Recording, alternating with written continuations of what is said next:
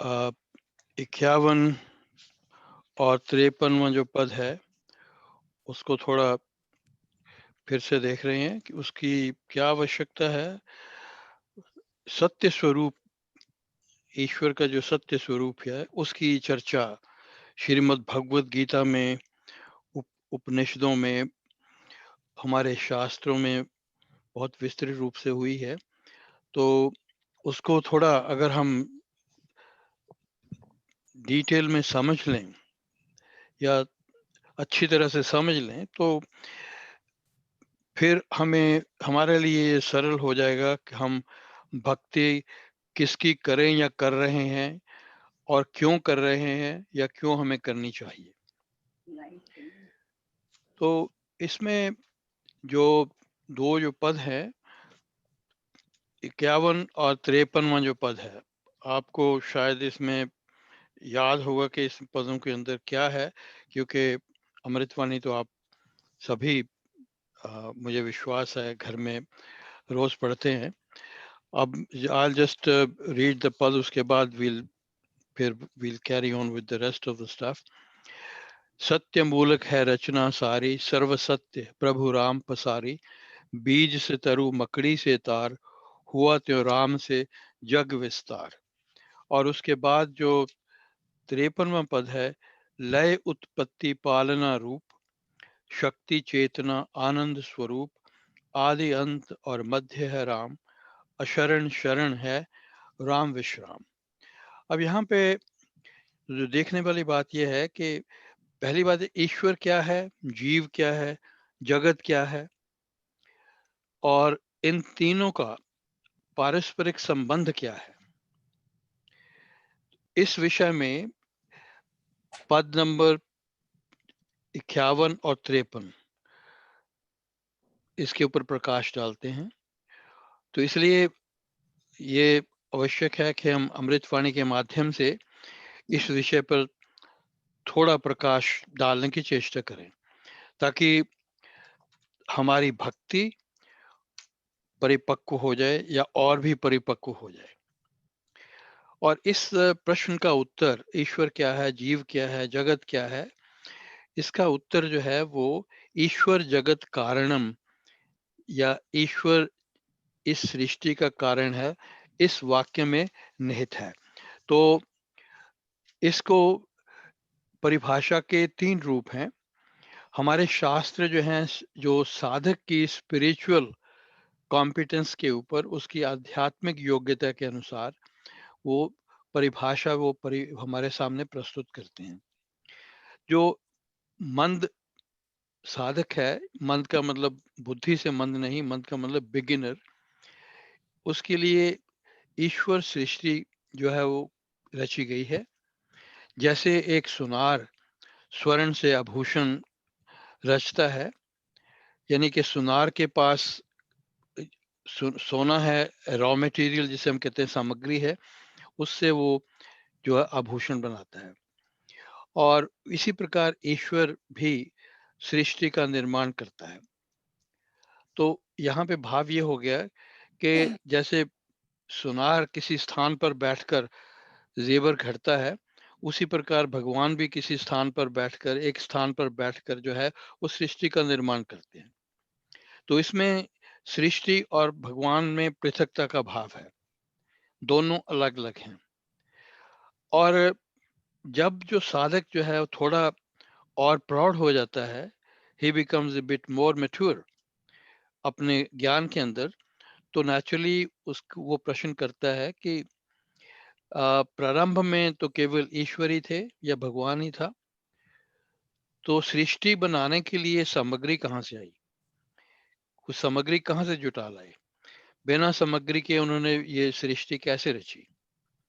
तो उस मध्यम श्रेणी के साधक के लिए जो हमारे शास्त्र हैं, वो एक और थोड़ी सी विकसित परिभाषा हमारे सामने रखते हैं। वो परिभाषा क्या है कि ईश्वर ने स्वयं को सृष्टि के रूप में विकसित कर लिया, अर्थात वे संकल्प मात्र से स्वयं ही सृष्टि हो गए।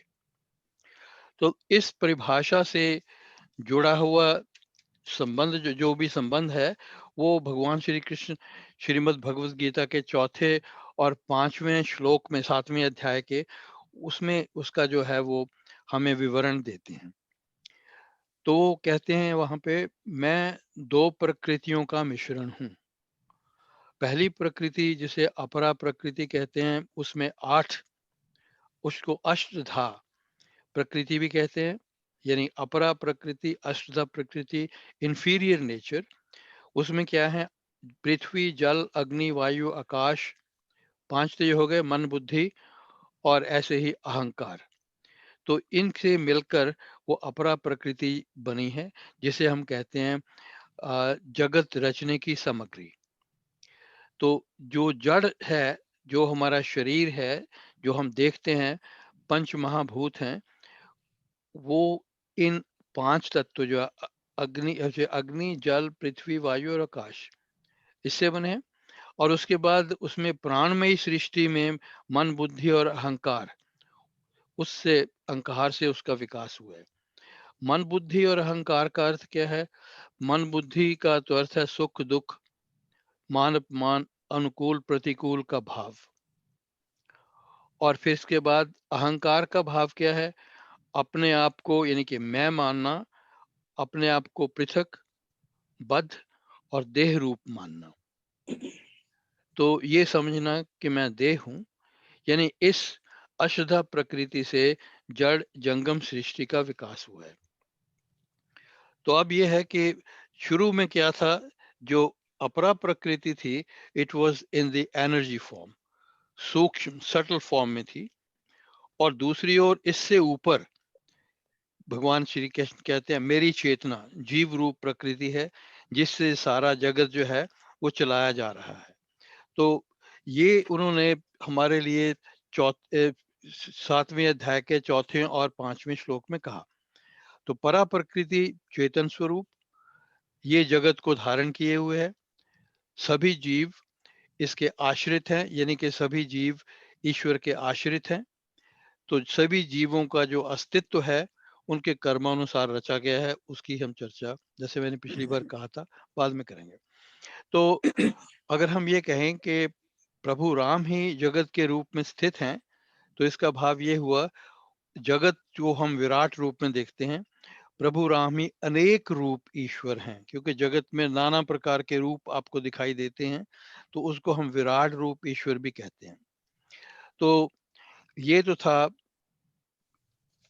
थोड़ा सा जो परिचय मैंने कहा आपको दूं।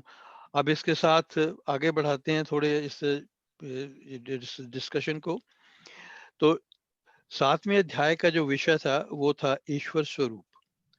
तो यही ज्ञान हमारे सदगुरु प्रभुपाद ऋषिवर स्वामी श्री सत्यानंद जी महाराज बहुत ही सरल और सुंदर ढंग से अमृतवाणी के कुछ पदों में, मतलब हम 51 और 53 पद की बात करेंगे, लेकिन कहीं कहीं और भी अमृतवाणी में इसकी झलक आपको देखने को मिलेगी। और जैसे जैसे हमारे सामने इसका ये विषय उभरेगा, उसकी हम उसी पे वहीं पे चर्चा करेंगे। तो आज हम 51 और 53 पदों को आधार बनाकर भगवान के सत्य स्वरूप की को जानने की चेष्टा करेंगे। So it is slightly different from the normal thing that we do. It's a bit of a departure from the normal discussion. तो इसके पीछे, इससे आगे बढ़ने से पहले हम उसकी थोड़ी बैकग्राउंड में और जाना चाहेंगे। सारे विषय का जो संबंध है, लाइक वो जगत की रचना से है। और जगत की रचना के लिए हमारे उपनिषद जो हैं, वो ब्रह्म को मानते हैं कि ब्रह्म से ही जगत उत्पन्न हुआ है। और अमृतवाणी में स्वामी श्री सत्यानंद जी महाराज, उन्होंने हमें ये बताया है कि राम और ओंकार और ब्रह्म सब एक हैं। तो उसके लिए आपको लास्ट टाइम कहा था कि if you want to do it, गुरु महिमा में आप जाइए, तो उसके अंदर 12 और 13 जो पद हैं, it give you the information that we are talking about. तो जब उपनिषदों ने, हाँ जी, गुरु महिमा के घट मंदिर में। ओ वाज इट? चलो ठीक, that's fine, thank you for correction. गुरु महिमा में, sorry. I thought it was Guru Mahima. Anyway, up, it's a good way to confuse people so that they should consult. They must consult. ये हम अगर ना भी हम भूल भी जाएं तो फिर आपको थोड़ा जो है वो परिश्रम करने के लिए इस ए गुड एक्सरसाइज.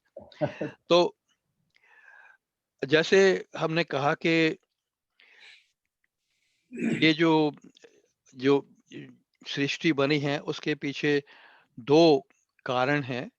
एक तो है मटेरियल कॉज और एक है अ, निमित्त कारण जिसे इंटेलिजेंट कॉज कहते हैं.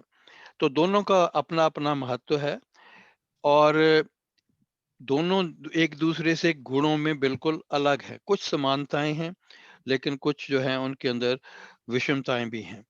तो जो परा प्रकृति है, इंटेलिजेंट कॉज है, वो चेतन है, वेयर एज अपरा प्रकृति जो है वो जड़ है. तो इंटेलिजेंट कॉज, इस जगत को विकसित होने के लिए इंटेलिजेंट कॉज की आवश्यकता है. और इंटेलिजेंट कॉज कौन है? जिसको हम कॉन्शियस प्रिंसिपल भी कहते हैं. अब यहाँ पे जब हमने कहा कि बिगनिंग में सिर्फ एक तत्व ही था, ईश्वर तत्व ही था, तो यहाँ पे हमने बात करी है कि हमारे पास उस ये सृष्टि बनने के लिए एक तो बनाने वाले की आवश्यकता है और दूसरी तरफ उसके लिए सामग्री की आवश्यकता है. तो इसमें उपादान कारण या सामग्री या रॉ मटेरियल कौन है, निमित्त कारण इंटेलिजेंट कॉज वो कौन है? अगर हम शुरू में एक ही भगवान थे तो दोनों के दोनों जो हैं, जो दोनों के दोनों कारण भगवान एक ही, वो कैसे हो सकते हैं? तो हमारे पास तो सिर्फ एक ही तत्व था. इस सृष्टि के निमित्त और उपादान कारण वो कैसे हो सकते हैं? Two different entities, raw material and the intelligent cause, ये दोनों डिफरेंट हैं. तो इस समस्या का समाधान स्वामी जी ने, जैसे हमारा पद क्या है, सत्य मूलक है रचना सारी, सर्व सत्य प्रभु राम पसारी, बीज से तरु मकड़ी से तार, हुआ त्यों राम से जग विस्तार. ये तो हमारा पद था.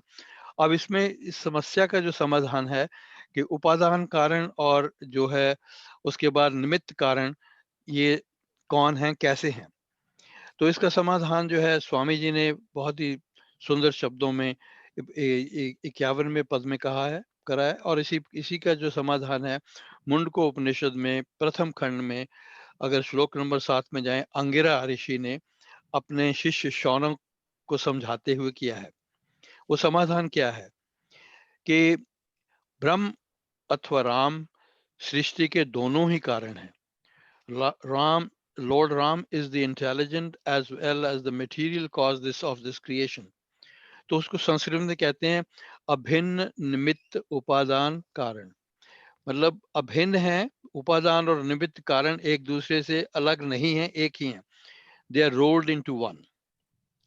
तो अब अगर हम निमित्त कारण की बात करें, हायर प्रिंसिपल, इंटेलिजेंट कॉज या कॉन्शियस कॉज कह लीजिए, द कॉन्सिक्वेंशियल कॉज कह लीजिए, तो इसमें और उपादान कारण में lower principle, raw material, inert cause, अपरा प्रकृति, इनमें समानताएं हैं. सिमिलैरिटीज क्या हैं? दोनों अनादि हैं. They don't have a beginning, they don't have an end. अनंत हैं, लय उत्पत्ति से रहित हैं. अब हम इस पद में जो बात करेंगे, जो 53वें पद में बात करते हैं लय उत्पत्ति पालना रूप, सो ये it is bit of A contradiction. Will see कि इस कॉन्ट्रडिक्शन क्या है ये. तो लय उत्पत्ति से रहित है, नित्य है, अविनाशी है, beginningless, eternal, never created, never destroyed, ever present, conserved. और फिर इसमें दोनों में असमानताएं क्या हैं? अब पहले हम देखते हैं कि जो चेतन तत्व है, इंटेलिजेंट कॉज है, उसके क्या गुण हैं या उसके लक्षण क्या हैं? चेतन है, निर्गुण है, निर्विकार है, सत्य है, अखंड है, सर्वव्यापक है, स्वतंत्र सत्ता है, कार्य कारण से परे है. It is a conscious principle without attributes. It is truth, indivisible one, all pervading, independent cause, with is independent and it is devoid of cause and effect. तो अपरा प्रकृति में इसके विपरीत अपरा प्रकृति क्या है? अपरा प्रकृति सगुण है, साकार है, अचेतन है, जड़ है, सविकार है, मिथ्या है, इसका मिथ्या का भाव होता है, constantly changing, subject to modification, it has got physical and chemical attributes, subject to cause and effect. तो ये दोनों के अंदर भिन्नताएं हैं। तो अगर हम अब पद की ओर चले, सत्य मूलक है रचना सारी, सर्व सत्य प्रभु राम पसारी, बीज से तरु मकड़ी से तार, हुआ त्यो राम से जग विस्तार। तो इसका जो हमने इसका अर्थ जो था पिछली बारी देखा था, तो सारी सृष्टि की जो रचना है, सारी सृष्टि कह लीजिए, सत्य पर आधारित है। उसका आधार जो है प्रभु राम है, और वह प्रभु राम से ही विस्तृत हुई है। यानी कि जो कुछ भी है प्रभु राम ही है। और जैसे बीज अपने भीतर से वृक्ष बनाता है, या वृक्ष बीज के भीतर से वृक्ष बनता है, और मकड़ी अपने शरीर के भीतर से तार निकालती है, ठीक उसी प्रकार प्रभु राम से ही सारी रचना वो है प्रकट हुई है। उन्होंने ही अपनी अपरा प्रकृति को सृष्टि के रूप में प्रस्तुत किया है, या यूं कहिए वो स्वयं ही सृष्टि के रूप में प्रस्तुत हो गए हैं। तो अब इसको हम थोड़ा सा अगर और इसकी we go bit more into detail. रचना का अर्थ है कि इस पृथ्वी से नहीं है, लेकिन संपूर्ण जगत से है, जिसमें 14 लोक, भिन्न भिन्न दृश्यमान अदृश्य तारागण और आकाश गंगा भी आपको इसके दम्बिल की वजह से हम कहते हैं। तो ये जो है, it is A work of infinite proportion. सारे सोलर सिस्टम इसमें आ जाते हैं। और मूलक का अर्थ है जन्मदाता, बीज, आधार, जिसको हम कहते हैं किसी वस्तु की जड़।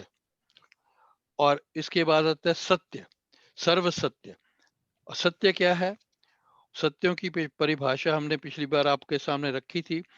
परिभाषिक सत्य, उसके बाद आभासित सत्य, देन वी हैड व्यवहारिक सत्य, और इस सत्य की हम बात कर रहे हैं उसे हम कहते हैं परम सत्य या परमार्थिक सत्य, द एब्सोल्यूट ट्रूथ।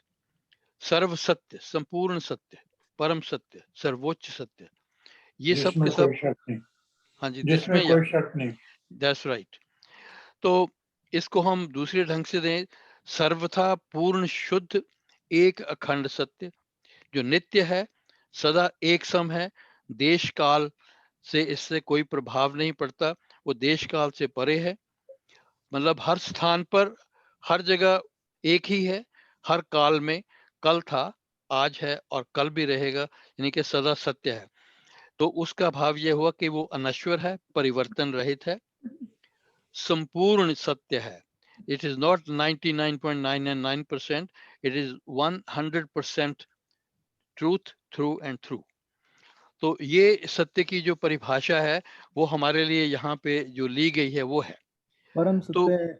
हाँ जी, परम सत्य, या दैट्स राइट। एक I just wanted to share one example of परम प्लीज सत्य का, प्लीज, थैंक यू। कि सत्य और परम सत्य में क्या फर्क है। सत्य, किसी ने मेरे को बताया कि जो सत्य है वो ये है कि ईस्ट से जो है वो सूरज निकलता है। या हम लोग ये मानते हैं कि जो सूरज देवता जी हैं वो ईस्ट से निकलते हैं और पश्चिम में छुप जाते हैं। ठीक है। तो वो निकलता है और उदय होता है और छुप जाता है, व्यय हो जाता है। या पर अगर हम पृथ्वी की होराइजन से ऊपर चले जाएं तो हम देखेंगे कि सूरज ना तो कभी निकलता है ना कभी छुपता है, वो तो वहीं का वहीं खड़ा है। तो या वो परम सत्य है। या दैट्स राइट। यो जो इसके सत्य के अंदर आपने, जो हमने 3 परिभाषाएं आपको पहले दी थी, तो वो परिभाषाएं इसके अंदर जो फिट होती हैं कि जो जो सत्य जो है उसको, जो हमें आभासित होता है, जो नजर आता है, दिखाई देता है। और ये जो पहली स्टेटमेंट है, सत्य है लेकिन वो मिथ्या है। मिथ्या इसलिए है कि उसके पीछे एक कंडीशन जुड़ी हुई है, मेटेरियलिस्टिक वर्ल्ड से जुड़ा हुआ है वो। या और उसके बाद आपको, अगर आप उसको सत्य को देखना चाहते हैं तो आपको उस कंडीशन से ऊपर उठना पड़ेगा। कंडीशन से ऊपर उठने का अर्थ क्या है? जो अर्थ का जो होराइजन है उससे आप ऊपर उठ के देखिए। तो ये जो सत्य है हम जिसकी बात कर रहे हैं, जैसे विपिन जी ने कहा, इट्स परम सत्य। तो that is the truth of all truths.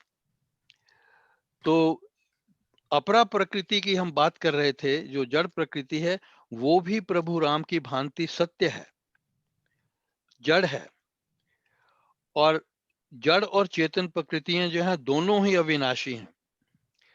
तो जड़ प्रकृति जो है अविनाशी होते हुए भी परिवर्तनशील है। अविनाशी होने में और परिवर्तनशील में बहुत ही अंतर है। अविनाशी का मतलब which is never destroyed, which is always conserved. उसका जो टोटल अमाउंट है, टोटल मास है, वो सदा एक सम रहता है। मतलब कन्वर्शन इज देयर फ्रॉम उसका मैटर आदि और इनटू, अंत नहीं है, आदि और अंत नहीं है उसका, या राइट? उस आदि और अंत तो ठीक है, मतलब उसकी उसके अंदर जो टोटल जो है एनर्जी मैटर जो है वो टोटल उतना ही रहता है। आदि अंत के अलावा उसमें उसकी वो उसकी उसका विनाश नहीं होता। Is never destroyed, it is always there in the same amount. इसका भाव ये है। अगर हम कहें कि आपने माचिस जलाई और आप हमने ये सोच लिया कि माचिस जली, उसमें से लाइट निकली, तो माचिस जो है उसके उसका जो वेट है वो कम हो गया। नो, व्हाट हैज हैपन, जब आपने जलाई तो some of the mass got converted into energy. वो एनर्जी भी यहीं पे प्रस्तुत है और मास भी यहीं पे प्रस्तुत है। कोई कोई भी वस्तु कहीं नहीं गई, उतना ही है जितना था। The only thing is there is a change of state. तो परिवर्तनशील का भाव है चेंज ऑफ स्टेट। टोटल जो है देयर इज नो डिस्ट्रक्शन। तो परिवर्तनशील है, ये उसका स्वभाव है अपरा प्रकृति का। तो इस ये उसकी इनहेरेंट नेचर कह लीजिए। इसी प्रकार जो चेतन तत्व है उसका भी अपना स्वभाव है। उसकी उसकी चर्चा जो है अमृतवाणी के प्रातः पाठ में जो है वो की गई है। उसमें उसके फीचर जो है वो दिए गए हैं। तो you can go through those features and you will get some more ideas about that. अब हम चलते हैं कि ये जो सर्व सत्य प्रभु राम पसारी, मतलब उसका जो विस्तार है वो सृष्टि का विस्तार हुआ किससे? निमित्त कारण से। इंटेलिजेंट कॉज जो है क्रिएशन का, भगवान श्री राम, उनसे ये सृष्टि का जो है विकास हुआ है। तो किसी भी वस्तु को अस्तित्व में लाने के लिए दो पदार्थों की आवश्यकता होती है, intelligent cause and the raw material cause. तो यहाँ पे जो है वो रॉ मटेरियल कॉज जो है वो भी भगवान है और इंटेलिजेंट कॉज वो भी स्वयं ही है। दोनों तो उन्हीं की शक्तियां हैं, दोनों।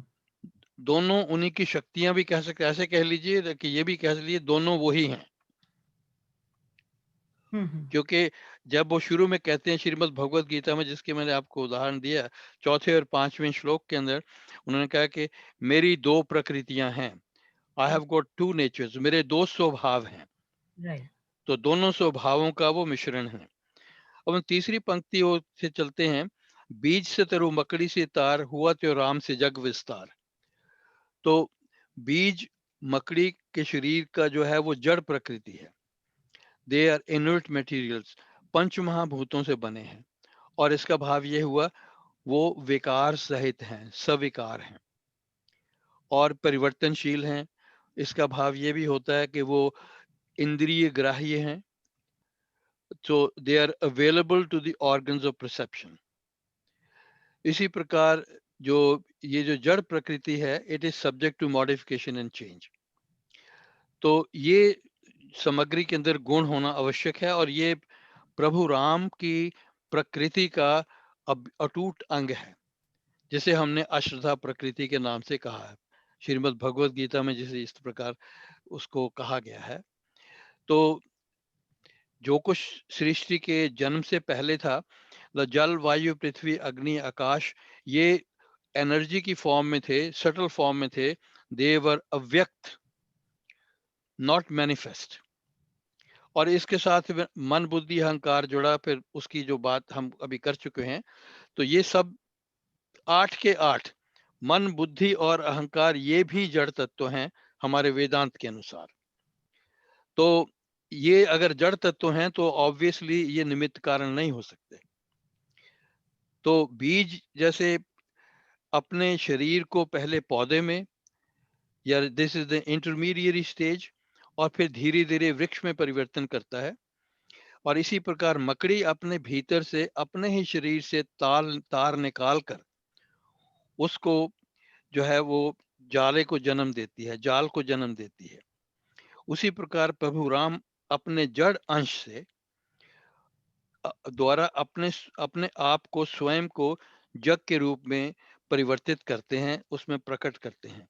और हमेशा ये जो विकास है ये धीरे धीरे होता है, और ये अपने ही भीतर जो उनकी जड़ सामग्री है उसका उपयोग करके सृष्टि को विकसित करते हैं, या अपने आप को सृष्टि के रूप में विकसित करते हैं। तो कहीं बाहर से प्रभु राम जो है बैठकर सृष्टि की रचना नहीं करते, वे स्वयं ही नाना रूप सृष्टि हो जाते हैं।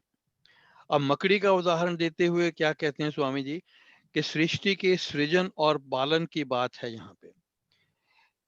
क्योंकि जैसे मकड़ी जो है वो जाल को वो उसके आश्रित, अपने आश्रित रखती है, उसके आश्रित रहता है, क्योंकि जो कुछ भी जाल को आवश्यकता होती है वो मकड़ी जो है वो उसको प्रोवाइड करती है। इसी तरह सृष्टि को जो कुछ भी चाहिए, सृजन पालन सबकी सब जो है प्रभु राम ही उसे प्राप्त करवाते हैं। यानी कि सारी सृष्टि प्रभु राम के ही आश्रित है। वैसे आश्रित ना भी कहें तो बात नहीं बनती, कोई फर्क नहीं पड़ता, क्योंकि वो स्वयं ही सृष्टि है। तो केवल जी एक सवाल कर लूं। हाँ जी, जैसी अपनी डिस्क्रिप्शन दी सारी कि दोनों एक ही चीजें हैं, हाँ अलग जी, अलग। पहले मंद बुद्धि के लिए दो करे थे, या और जब है ही एक, तो हमारा प्रॉपर प्रेयर होती है शुक्राना करना। तो हम नॉर्मली शुक्राना उसका करेंगे, कोई दूसरा होगा, कोई दरवाजा पकड़ लेते कहते हैं थैंक्स जी। तो या दो तो है ही नहीं, बंदा तो एक है, तो या शुक्राना हम अपना खुद का कर रहे हैं। यस, यही भाव जो है हमें अपने भीतर बैठाने की आवश्यकता है, कि हम वही हैं जो प्रभु है। तो जब आपको ये जो है भाव है, it is very hard, I mean conceptually we can say it, लेकिन इसको व्यवहार में लाना बहुत मुश्किल है। यही चीज यहाँ पे दिखाने की कोई चेष्टा की जा रही है, कि हम विश्व रूप ईश्वर को हम विश्व रूप माने। विश्व रूप मानने का भाव ये है कि उसके अंदर जितने भी जीव हैं, मैं बाकियों की बात नहीं करता, मैं इसको मानव लेवल पे सिर्फ बात करूं, बाकी भी सब हम इसको तो वैसे सारी उसके साथ हम जोड़ सकते हैं, पशु पक्षी पंछी सब जोड़ सकते हैं। अगर हम मानव समाज के आधार पर ही जाएं, कि अगर अगर हम सब उसको विश्व रूप मानते हैं, तो इसका मतलब ये हुआ कि जो कुछ आप हैं वही मैं हूं, वही प्रभु है, हम प्रभु के अंग हैं। अगर आपके अंदर कोई बहुत बड़ी बात है, विभूति है, तो वो विभूति जो है आपकी नहीं, वो विभूति उसी की है, भगवान की है, क्योंकि वही सारा विश्व रूप बना है। अगर मेरे अंदर कोई विभूति है, वो मेरी नहीं, वो भी उसी की है। तो हमें अभिमान किस बात का होना चाहिए? जो सारी विभूति है वो तो सब उसकी है, वही सब कुछ है, वही मैं हूं, वही आप हैं। तो ये जो समझ है, इसके लिए it is you need to we need to understand this fact, कि इस लेवल तक हमने अपने आप को पहुंचाना है। वो जो डिवीजन का जो भाव है, पृथकता का जो भाव है, वो हमने अपने आप से निकालना है। तो एक भाव जिसको हम कहते हैं एक रूप ईश्वर, जो जिसको हम मानते आए हैं, अब ईश्वर और उसके साथ भक्त और भगवान, दोनों के अंदर देयर इज ए पर्दा, देयर इज ए गैप। तो उसको निकालने के लिए we go to the second stage, which is called विश्व रूप ईश्वर। और उसके बाद फिर तीसरी जो स्टेज है, लास्ट टाइम में उसकी मैंने चर्चा की थी, but I didn't mention it this time. उसकी चर्चा it starts from chapter number 13 of Shrimad Bhagavad Gita. तो जैसे अंगिरा ऋषि कहते हैं कि जो मकड़ी है अपने भीतर अपने शरीर से तार निकालकर जाल बुनती है, और समय आने पर वो उस जाल को अपने भीतर समेट लेती है। ठीक इसी प्रकार प्रभु राम समय आने पर सृष्टि को अपने भीतर समेट लेते हैं। तो he dissolve the creation when he so desires. तो ये तो थी जो है हमारे लिए 51 पद की बात। अब इसके साथ हमने 53वां जो पद है, मैंने बीच में से 52 का जो पद है वो निकाल दिया, क्योंकि ये चर्चा दोनों पदों के साथ 53 और 51 के साथ जुड़ी हुई है। लय उत्पत्ति पालना रूप, शक्ति चेतना आनंद स्वरूप, आदि अंत और मध्य है राम, अशरण शरण है राम विश्राम। तो यहाँ पे इसको हम पूरी तरह से करेंगे, क्योंकि हमने पिछली बार इस पद की व्याख्या जो थी, हमें चर्चा जो थी वो हमने नहीं की थी, आधे में छोड़ दिया था। तो इसलिए we should get started right from the beginning of this verse. तो लय मीन्स होता है संहार, विनाश, विघटित होना, लीन होना या मिट जाना। उत्पत्ति का मतलब पैदा होना, जन्म, रूप को कहते हैं आकृति है, दृश्य पदार्थ है या वस्तु है।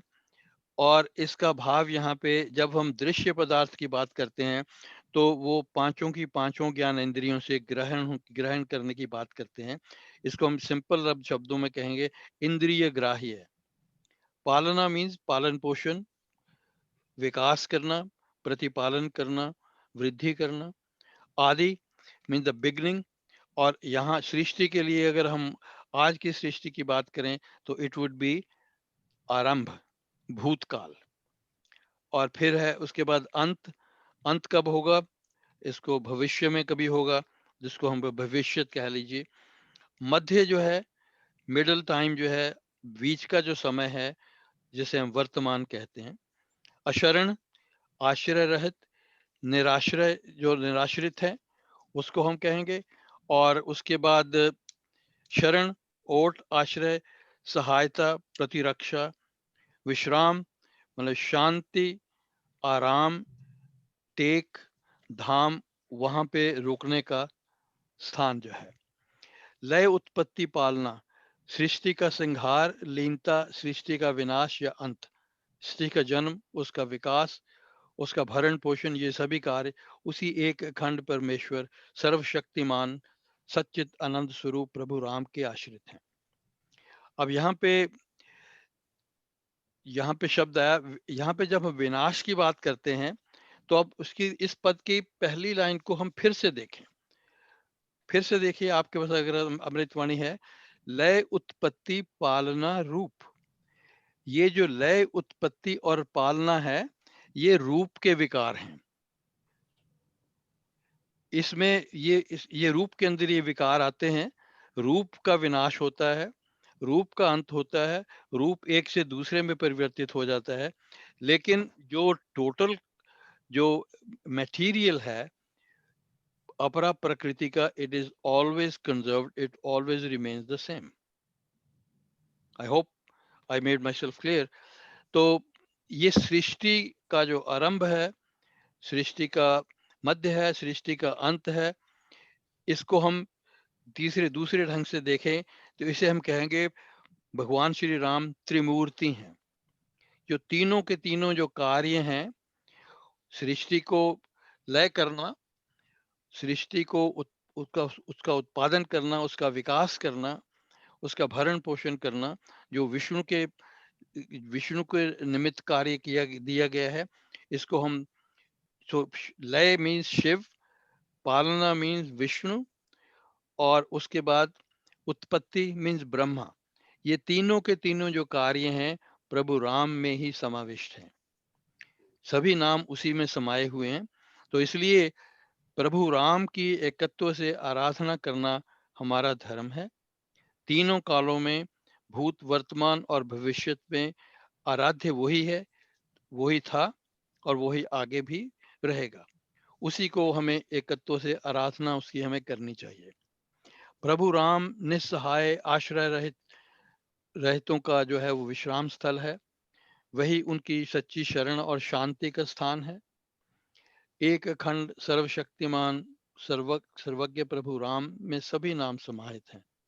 तो एकमात्र प्रभु राम की शरण में ही हमारा कल्याण निहित है, हमें दर दर भटकने की आवश्यकता नहीं है। तो इस भाव को मन में बसाकर भाव से श्रद्धा पूर्वक उसी एक नाम का जो है वो हमें स्मरण करना चाहिए, उसी का हमें सिमरन करना चाहिए। वैसे इन 2 लाइनों के अंदर ही सारा कुछ अमृतवाणी है। वैसे रूप के या लिए एग्जैक्टली, या जो रूप बोला है उन्होंने, तो मतलब कि जो हमारा शरीर है या वो उसकी उत्पत्ति भी होती है, पलता भी है और उसका बाद में लय हो जाता है। लय हो जाता ठीक है, है, लेकिन स्वरूप है वो या सत्य चित्त आनंद स्वरूप, जैसे शक्ति चेतन आनंद या लिखा है वो वही उसको बोला है उन्होंने कि या सत्य चित्त आनंद स्वरूप है। That's right. उसी को हम कहते हैं, पहली दो पंक्तियों में ये जो दो शब्द आए हैं रूप और स्वरूप, इन दोनों शब्दों का अर्थ हम इंटरचेंजेबली भी लेते हैं, पर यहाँ इसका भाव हमें समझने की आवश्यकता है।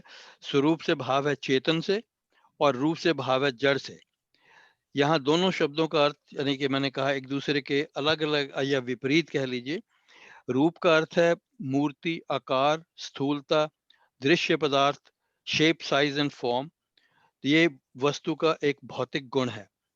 तो रूप जो है आकार और स्थूलता से ही संबंधित नहीं है। इसका भाव यहाँ जो लिया गया है वो पांचों ज्ञान इंद्रियों का परिचायक है, और यानी कि it represents all 5 organs of perception. तो जगत पांचों ज्ञानेंद्रियों से ग्राह्य है। यहाँ रूप जो है, शब्द जो है रूप, रस, गंध और स्पर्श का प्रतिनिधि है, उसका प्रतीक है। और जड़ पदार्थ के गुणों की हम जो जैसे हमने पहले चर्चा कर चुके हैं, कई बार, actually we have done it many time. जड़ पदार्थ अचेतन है, परिवर्तनशील है, सविकार है, सगुण है, परतंत्र है। परतंत्र means it is dependent upon परा प्रकृति। तो स्वरूप का अर्थ क्या है? स्वरूप का अर्थ है जिसको हम कहते हैं सहज स्वभाव, एक्सट्रीमली सटल, और स्वाभाविक शक्तियां और गुण जिनमें प्राय परिवर्तन नहीं आता, इनहेरेंट फीचर्स। तो स्वरूप का भाव है कि प्रभु राम सर्वशक्तिमान है, आनंद स्वरूप है, चेतन तत्व है, अति सूक्ष्म है, सर्वव्यापक है, अखंड है, निर्विकार है, निर्गुण है, स्वतंत्र सत्ता है, कार्य कारण से परे हैं, अजन्मे, सत्य। और यही प्रभु राम का सत्य स्वभाव है। It is the inherent nature of God.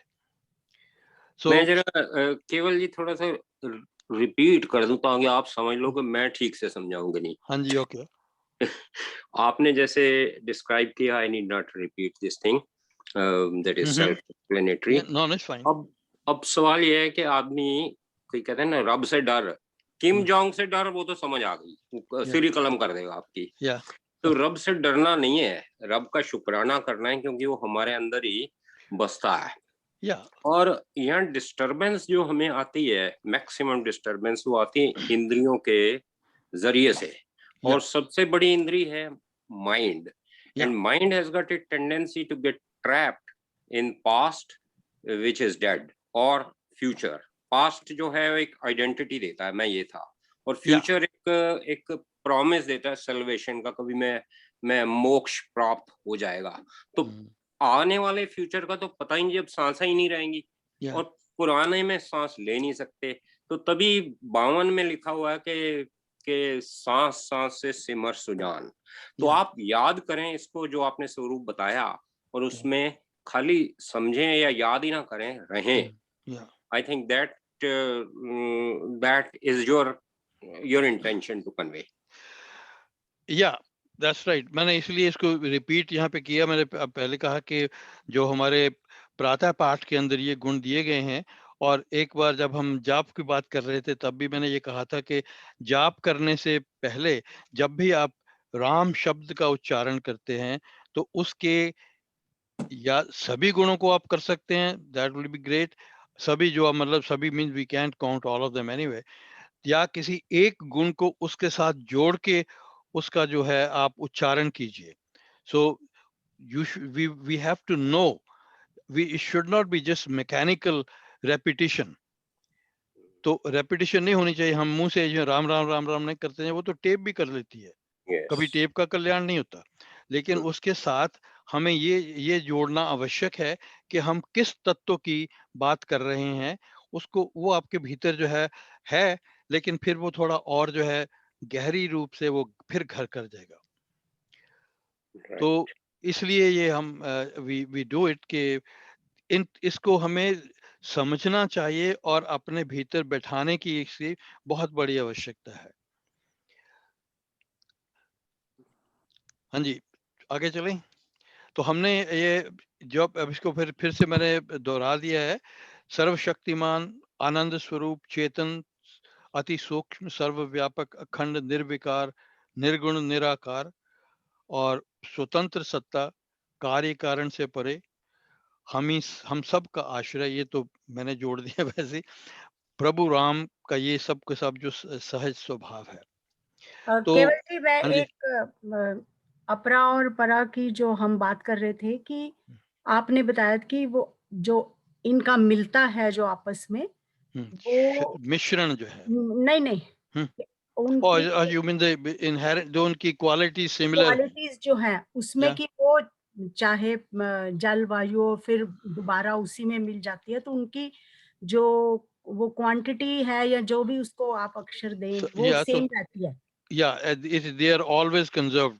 हाँ, तो अविनाशी हैं वो, जिसको हाँ, कहते हैं अविनाशी। नहीं पर आपने बताया कि उनका बढ़ती कमती नहीं होती, राइट? या टोटल जो है मटेरियल टोटल जो है है। वो इतना रहता है। या मेरा क्वेश्चन ये है कि परा का भी वही है, टोटल उतना ही रहता है? परा के अंदर तो ऑफ कोर्स परा के अंदर तो वैसे नहीं कुछ नहीं होगा, क्योंकि वैसे चेंजेस परा नहीं, प्रकृति में इट इज चेंजलेस, हाँ जी। परिवर्तन रहित है, तो उसमें तो कुछ लेकिन होएगा ही नहीं। वो आदि और उनका भी वो सेम ही है कि उनकी हाँ, जो वो तो जो समानता तो मैंने ये बता दी ना पहले, जो उनके अंदर है वो आदि वो है, सेम है। अनंत है, हाँ जी, इट्स ऑलवेज कंजर्व्ड। तो ये ठीक है। दोनों के दोनों हैं। फिर मैंने आई गेव यू दी दोनों की जो फीचर्स हैं, अलग अलग हाँ, नहीं फीचर्स क्या हैं वो वो दे समझ रही है। आ गया था, या सिर्फ इसी का मुझे था। या थैंक यू। जो जो जो परा प्रकृति है उसमें तो किसी प्रकार का परिवर्तन है ही नहीं। है ही नहीं है, हाँ। No, it is always the same in in all these times, future में, भविष्य में कह लीजिए, वर्तमान में कह लीजिए, या भूतकाल में कह लीजिए, वो सदा एक सम है। तो जो हमें अनलिमिटेड वर्ड बोलते हैं, दोनों प्रकृति के लिए बोलते हैं, हाँ बोलेंगे? जी, कौन सा वर्ड? अनलिमिटेड एक वर्ड बोलते हैं ना, या अनंत, अनलिमिटेड है, अनंत, अनंत, या दैट्स अनंत, हाँ। राइट, या तो वो दोनों के लिए अनंत है, भगवान ही दोनों के अनंत है लिए, तो वो दैट्स दोनों राइट, ही अनंत दोनों ही, होंगे, दैट्स राइट? राइट, या ठीक, थैंक यू। या तो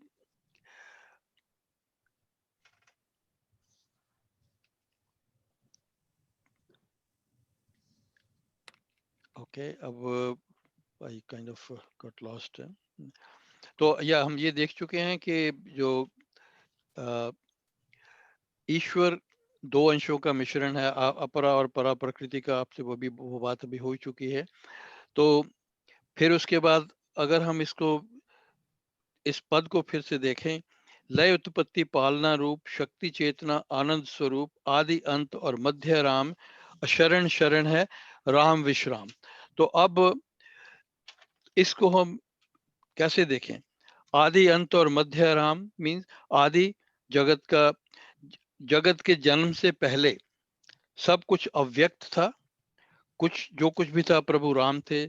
जड़ प्रकृति अपने सूक्ष्म रूप यानी ऊर्जा रूप में थी, और जन्म से लेकर कुछ समय तक फिर वो मध्य का जो स्थान है वो स्थावर और जंगम पदार्थ जो व्यक्त हुए, और उसके बाद फिर अंत में सब कुछ जो है वो विलय हो जाता है, उसी अव्यक्त में जो है वो जाकर मिल जाते हैं। तो they again return to the unmanifest form. तो ये जो प्रकृतियों का जो संयोग है, उससे जो है ये सृष्टि की उत्पत्ति हुई है।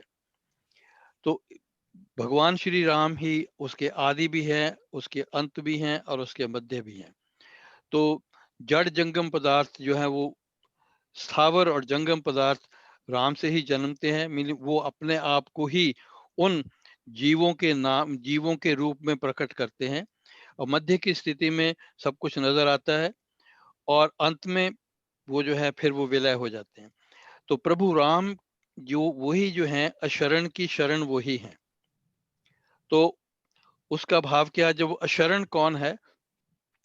असहाय, परित्यक्त, जिसको लोग घृणा करते हैं, घृणित, दीन, दुखी, ये इसको हम कहते हैं अशरण जिसकी हो, जिसके पास किसी प्रकार की शरण ना हो, तो असहाय व्यक्ति जो है, तो अशरण, इसके बाद ये अशरण जो व्यक्ति हैं उसको हम दो भागों में बांटते हैं, दो प्रकार के हैं। फिजिकली डिस्प्लेस्ड, जो धर्म, जाति, वर्ग और सामाजिक परिस्थितियों के कारण। दूसरे हैं मेंटली डिस्प्लेस्ड, जिन्होंने मानसिक प्रॉब्लम्स हैं जिन्हें, और जिन्होंने अपने निवास स्थान को मन से त्याग दिया, अपनी परिस्थिति से केवल असंतुष्ट जी, हैं। एक हाँ जी। ये बात इसमें जोड़ सकते हैं कि अशरण वो है जिनके पास कोई भगवान का नाम नहीं है, जिनके पास कोई कोई भी नाम नहीं है, जिनको कि भगवान की कोई सुध बुध नहीं है, और वो अपना जीवन बड़े अच्छी तरह से बिता रहे हैं, सब कुछ कर रहे हैं, ऐश्वर्य भी ऐसा कुछ है, लेकिन वो समझते हैं हम लोग कि वो अशरण है, उनके पास कोई शरण वो भगवान हम नहीं। लोग ये समझते हैं कि हम उन्हें अशरण कह सकते हैं, लेकिन वो अपने आप को शरण नहीं मानते। एथियस्ट जो हैं, और उनके लिए दैट इज द लाइफ, तो उसको वो भगवान की शरण में जाना ही नहीं चाहते। हाँ जी, हम उन्हें अशरण कह सकते हैं। तो वो ये जिसके अंदर हमने कहा कि धर्म, जाति, वर्ग और सामाजिक परिस्थितियों के कारण जो डिस्प्लेस्ड हैं, जो उसके साथ जुड़े हुए नहीं है, भगवान के साथ जुड़े हुए नहीं है, उन्हें हम अशरण कहते हैं। आप उसको थोड़ा और विस्तृत कर लो तो हाँ that's all up to you. तो जिनको मानसिक तनाव है, मानसिक स्थितियों के जो उससे असंतुष्ट हैं, दुखी हैं, तो ये जो शरणार्थी हैं, जो अशरण लोग हैं, उनको चाहिए क्या? उनको चाहिए चिरस्थायी सुख, शांति, संतुष्टि, सुरक्षा, पूर्णता और भय रहित स्थान। वो सदा उसकी खोज में रहते हैं। तो वैसे तो सभी लोग ये चाहते हैं संसार में, जो कुछ ये जो कुछ वो सब कुछ हम चाहते हैं वो हमें मिलना जो है वो संभव नहीं है, क्योंकि ये संसार अगर वो चिरस्थायी नहीं है तो हमें चिरस्थायी सुख, शांति, संतुष्टि इत्यादि कैसे दे सकता है? तो उसकी शरण जो है, सच्ची शरण क्या है? वो है उसका धाम। प्रभु राम ही हमारी सच्ची शरण है, चिरस्थायी रूप में उसी को प्राप्त हो सकती हैं। हम उसकी शरण में हैं, ये बात नहीं है कि हम उसकी शरण में नहीं हैं, पर समस्या ये है कि हम जो हैं उस बात को समझ नहीं पा रहे हैं। हाँ जी, मानते नहीं है कई। हम उसको मानते नहीं हैं। जैसे कि आप अपने दादा की गोद में बैठे हुए हैं, उन्होंने आपको पकड़ रखा है, लेकिन आप फिर भी ये समझते हैं कि मैं नीचे गिर जाऊंगा। तो ये बात जो है हमारे भीतर जो है वो घर करी हुई है। तो हमको विश्वास जो है वो अपने भीतर लाने की आवश्यकता है। Conviction. या दैट्स राइट। हमारा जो विश्वास है, you're right, conviction is the right word, क्योंकि ये हमारा विश्वास है वो डामाडोल होता रहता है। और जो अशरण है उसका आश्रय रहित, जो आश्रय रहित है या शरण है, उसकी शरण और विश्राम स्थल जो है या शांति जो है उसकी प्रभु राम में ही है। तो अब ये है, प्रश्न ये उठता है कि हमें जो किस प्रकार से ये प्राप्ति हो। अगर ये सब कुछ राम में ही है, मीन्स हमें अपने आप को पहचानने की आवश्यकता है। हमने अगर ये कहा कि भाई हम उसी का अंश हैं, लेकिन कहना और मानना दो अलग अलग बातें हैं। अगर हम इस सृष्टि को भगवान का रूप मानते हैं और इसको हम जो है विश्व रूप ईश्वर भगवान को मानते हैं, विश्व रूप ईश्वर मीन्स उसने ही अपने आप को विश्व के भिन्न भिन्न पदार्थों में जो है वो विकसित किया है या हमारे सामने प्रस्तुत किया है। तो उस चीज को हमें समझने की आवश्यकता है। जब अगर हम विश्व रूप ईश्वर मानते हैं, अपने आप को मानेंगे, तो फिर हमारी भक्ति किस प्रकार की होगी, इसकी बात हम actually will do it tomorrow. तो वो भक्ति जो है वो कैसी होगी, उसकी बात आज के इसमें विषय में नहीं है। We when we talk about the विभूति योग की जो बात करेंगे वहां पे पहुंचेंगे कल को, तो देन वील डिस्कस इट। लेकिन अब ये है कि इन पदों का जो है हमारे लिए महत्व क्या है? What is the benefit? Anybody know? इस पदों का महत्व यह है, what is the glory of these two verses? तो स्वामी जी उनके हम उनके हाँ जी, गुणों, जो उनके गुण हैं या जो उनके कैरेक्टरिस्टिक हैं, सारा उनको याद करके फिर हम राम नाम का नाम लें। तो वो यू आर राइट। तो स्वामी जी हमें इस इनके जो तथ्य जो हैं इनसे हमें अवगत कराना चाहते हैं कि हम इन बात को समझें। श्री राम सृष्टि के जन्मदाता हैं, पहली बात, क्योंकि हम सब उस सृष्टि के ही अंग हैं, अतः वो हमारा भी जन्मदाता है। सब उसके पुत्र पुत्रियां एवं अंश हैं, हम सब उसी का रूप हैं, हम सब में वही एक सत्ता विद्यमान है। अब ये बात यहाँ स्वामी जी ने हमारे लिए श्री अमृतवाणी में कह दी, लिख दी, हमें बता दी। अब समझने के लिए आवश्यकता है कि वो हम अपना जो है ज्ञान को थोड़ा विस्तृत करें और इस बात को अपने भीतर बैठाएं, क्योंकि जो एक ज्ञानी है इसमें अपने भीतर ज्ञान बटोरने की आवश्यकता है। जो एक ज्ञानी है वो क्या समझता है, वो क्या करता है, उसके लिए एक पंडित है, चांडाल है, कुत्ता है, गाय है, सभी के अंदर एक ही तत्व को वो देखता है। वो ठीक बात है कि व्यवहारिक दृष्टि से वो अलग अलग हैं, व्यवहार उनके साथ अलग अलग किया जाता है, परंतु यदि सहायता की आवश्यकता पड़े उन्हें, तो वो सर्वप्रथम उनकी सहायता करेगा जिसको सबसे पहले उसकी सहायता की आवश्यकता है। अब जब मैंने कहा कि व्यवहार की दृष्टि से दोनों अलग अलग हैं, व्यवहार की दृष्टि का भाव ये हुआ कि आपने एक पायजेब बनवाई है सोने की और आपके पास एक सोने का जो है नेकलेस है, तो नेचुरली जो सोने का नेकलेस है उसको आप पाँव में नहीं पहनेंगे, तो दोनों के पीछे जो तत्व एक ही है और काम दोनों के जो हैं वो अलग अलग हैं। एक का कार्य गले के लिए है, दूसरे का कार्य जो है वो पाँव के लिए है। इसी तरह हमारे कर्मों का विभाजन है, लेकिन उसके भीतर जो जो परम तत्व है वह एक ही है, उसका विभाजन नहीं है। तो इसलिए सब में एक सम दृष्टि रखना, आवश्यकता के अनुसार नहीं, लेकिन व्यवहार के अनुसार आपको, वो ठीक है, व्यवहार के लिए हम अपना अपना व्यवहार अलग अलग करते हैं। आप किसी एक ऑफिस वर्कर को आप डॉक्टर का काम नहीं दे सकते, डॉक्टर को ऑफिस वर्कर का काम नहीं दे सकते, क्योंकि वो they are trained for different things. तो इसलिए ये बात हम ध्यान में रखते हैं, व्यवहार के लिए हम अलग अलग उसको सोचते हैं, लेकिन तात्विक दृष्टि से वे सब एक ही सत्ता है, सब में उसी वही सत्ता विद्यमान है, सब एक ही हैं, चाहे देखने में हमें अलग अलग लगते हैं। अगर हम सब एक ही हैं तो द्वैत भाव कैसे, किससे हो, घृणा किससे हो? तो इसके लिए हमें विवेक का आश्रय लेना आवश्यक है। तो विवेक होना बहुत ही आवश्यक है। ईर्ष्या, द्वेष और ये किसी से ना रखें। हमें सब सर्वत्र एकैव ब्रह्म दर्शनम वो होना चाहिए, सबके प्रति संभाव जो है वो होना चाहिए। जैसे मैंने अभी आपको बताया 5वें अध्याय के 18वें श्लोक में वो कहते थे कि चंडाल है, ब्राह्मण है, गाय है, श्वान कहते हैं कुत्ते को, सबके साथ जो अगर उनको सहायता की आवश्यकता है तो उनके अंदर किसी प्रकार का भेदभाव या घृणा की दृष्टि नहीं होनी चाहिए। तो एकमात्र सच्चित आनंद स्वरूप सृष्टि के नियामक हैं, तीनों लोकों में जिसका जग में कोई नहीं, वही उनका सच्चा आश्रय है, वही उस व्यक्ति की सच्ची शरण है।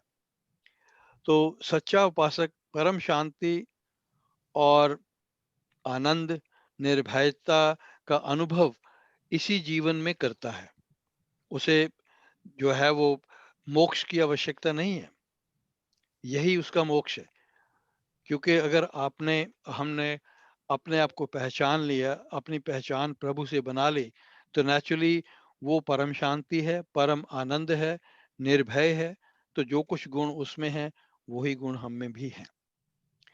तो सृष्टि का जन्मदाता, उसका प्रतिपालक और उसका लय करता, मीन्स सृष्टि के रूप का परिवर्तन करने वाला भी वही है।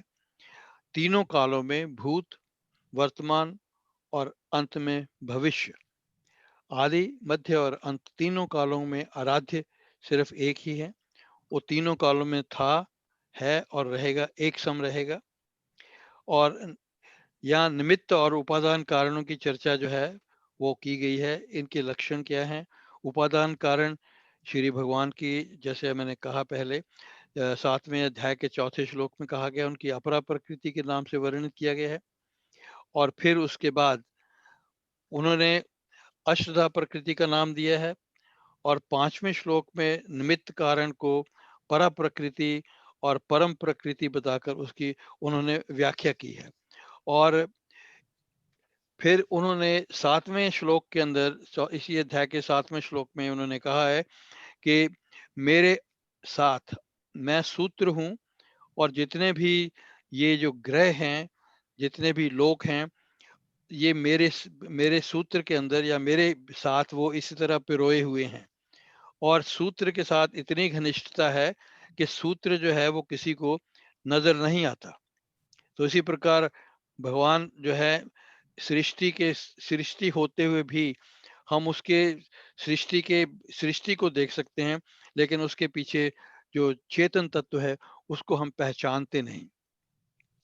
तो इसको हम प्राप्ति इसकी हमें कैसे करें? हम इस भाव को हम कैसे समझें कि प्रभु राम जो है वो ही सब कुछ है और हमारा भी सत्य स्वरूप वही है।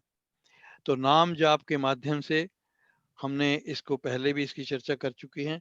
और आज जस्ट फ्यू वर्ड्स के अंदर मैं बता, राज अब मूलाधार से जैवी शक्ति जगाए, माँ 10वें द्वार तक तभी उसे पहुंचाए। सरल सत्य पथ समझिए मोक्ष धाम, राम भक्ति निश्चय अचल, अविचल एक नाम की टेक।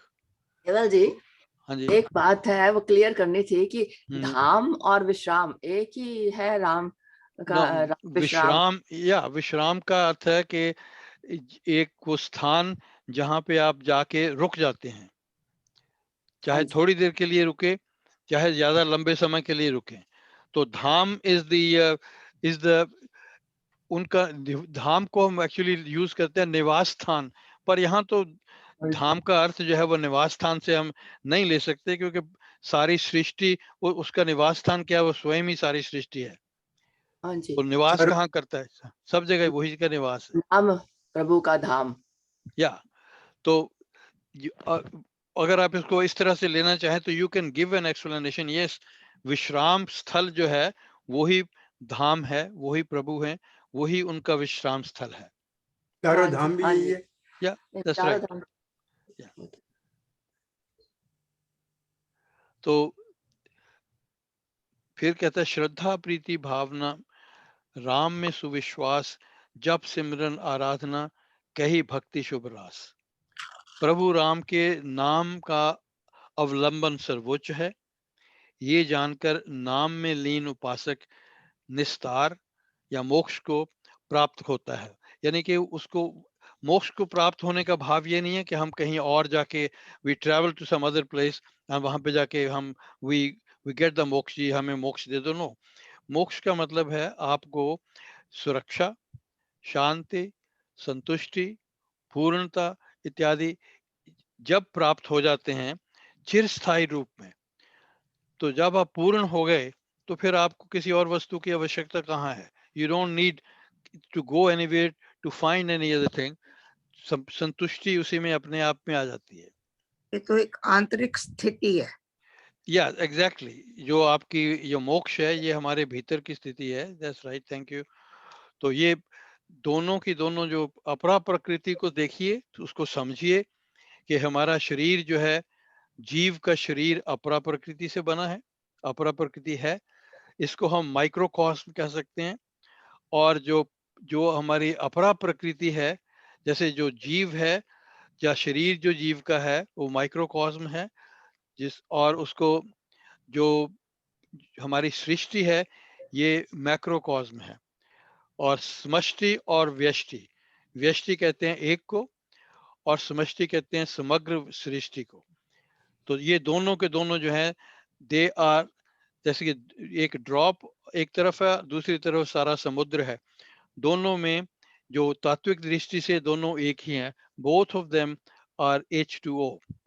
इसी प्रकार सृष्टि और ये जो है मनुष्य का जो शरीर है, तो वो दोनों उनके अंदर जो constitutionally they are the same, पर दोनों को जो साइज है दे आर डिफरेंट। इसी प्रकार से आत्मा और परमात्मा। हाँ जी, केवल ये था कि ये महाभारत में जब बात आती है, यक्ष पूछता है युधिष्ठिर से कि हाँ जी, पर्पस क्या है लाइफ का, तो लाइफ में उसने 3 जवाब दिए थे। एक था कि टू नो योर सेल्फ, असली अपने स्वरूप को पहचानना। हाँ जी, दूसरा था कर्मों का भुगतान करना, और या तीसरा था डिजायर्स पूरी होनी। तो ये वाली जैसे आपने बात बता दी, ये इस ज्ञान से करके जाप से हो गया, और या इच्छा वैसे ही नहीं रह जाती, और कर्मों वाला काम तो नेचुरल हो रहा है, तो हम फिर मतलब मोक्ष के नजदीक ही हैं। या you are very close to it.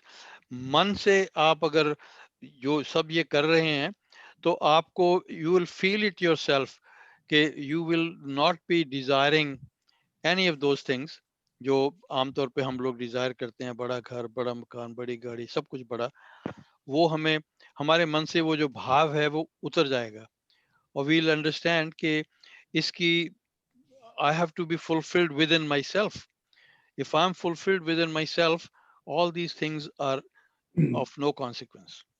उसको आप व्यवहार के लिए आप जो काम करते जाएंगे, उसको आप उसके अंदर आपका जो डिजायर नहीं होगी, तो निष्काम भाव से जो भी आप करेंगे, निष्काम भाव से करेंगे, और हमारा जो पर्पस होगा वो होगा इस समाज की समृद्धि, समाज की उन्नति, परहितकार, परोपकार। चोपड़ा साहब, अब निष्काम भाव से आप $5,000 देते जाना मेरे को, क्योंकि आप निष्काम भाव से वाला हूं मैं विपिन जी, ये भी पढ़ लेना, कपटी ये जितने हैं ना, आप उसमें आते भी हो। तो वो तो है ना, कपटी कुटिल, वो सब के सब जो है तर गए राम नाम ले एक, वो भी तर जाते हैं, तो इनके लिए तो ना तरने वाली कोई बात है नहीं।